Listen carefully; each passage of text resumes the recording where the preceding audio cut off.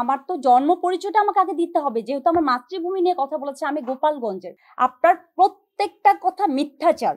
আপনি জনসমন্বয়ে প্রত্যেকের কাছে ক্ষমা যদি আপনি না চান, কিংবা আপনি যে ভিডিওটা করেছেন ভিডিওটা যদি আপনি ডিলিট না করেন, আমি আইনের আশ্রয় নিতে বাধ্য হব।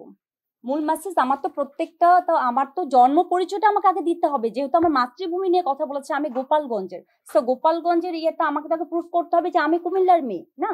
দেন হচ্ছে আমার মাতৃত্ব নিয়ে সে কথা বলেছে, আমাকে মানে অনেক স্পর্শকাতর জায়গায় গিয়ে সে আঘাত করেছে। আম্মুর ইয়েটা কোথায়? এই যে এই হচ্ছে আমার আম্মু।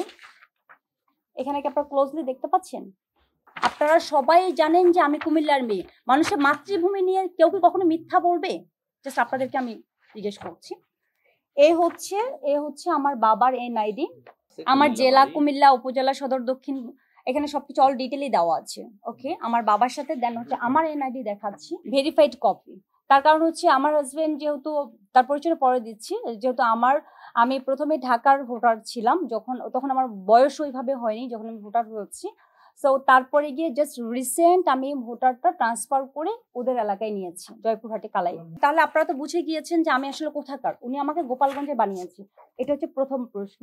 দেন হচ্ছে উনি বললো কি, উনি খুব নোংরা ভাবে যেটা উপস্থাপন করেছে, 2 যুগ আগে নাকি আমি আপনার করেছি কি নাচ করে, কি বস্তির নাম বলেছে, মেরা দিয়া কি একটা জানি বস্তির নাম বলেছে, 2 যুগ আগে আমার আম্মু কি মানুষের বিয়ে বাড়ি ওই টাইপের কোথাও গিয়ে আমার আম্মু কি রান্না করতো। আমার আম্মুর বাবা সে হচ্ছে আপনার প্রাইমারি স্কুল হেডমাস্টার। একটা হেডমাস্টারের মেয়ে সে কতটা এডুকেটেড হবে এটা আপনারাই বুঝে নেন। তারপর আমার দাদার বাড়ির কথা জাস্ট একটু বলি। আমার বড় বাবা হচ্ছে পণ্ডিত। আপনারা জাস্ট আমাদের থানায় গিয়ে আমাদের বাড়ির নাম বলবেন যে আমি কোন বাড়ির মেয়ে। পণ্ডিত বাড়ি বললে পুরো থানায় এক নামে সবাই চিনে। আমার বড় বাবা, আমার আম্মু আর আমার আব্বু কিন্তু আপন চাচাতো জ্যাঠাতো ভাই বোন। আমার নানা ছোটবেলায় রাগ করে চলে গিয়েছে, মানে স্টুডেন্ট লাইফে সে গাইবান্ধায় চলে গেছে তার বাবার সাথে রাগ করে। তারপর ওইখানে গিয়ে তার মানে কর্মজীবন শুরু করে, দেন হচ্ছে ওইখানে গিয়ে সে বিয়ে করে, আমার আম্মুরা ওইখানে সেটেল হয়ে যায়। এ হচ্ছে আমার আম্মুর পরিচয়, আব্বুর পরিচয়। নাজমুল সাকিবকে যেটা বলতেছে, আপনি যে উল্টাপাল্টা যে কথাগুলো আপনি আমাকে নিয়ে যে বলেছেন, আপনার প্রত্যেকটা কথা মিথ্যাচার, প্রত্যেকটা। আমার সবকিছু আমি এভিডেন্স গুলো দেখিয়েছি। এখন আপনারা আপনাদের মতো করে ইয়ে করুন।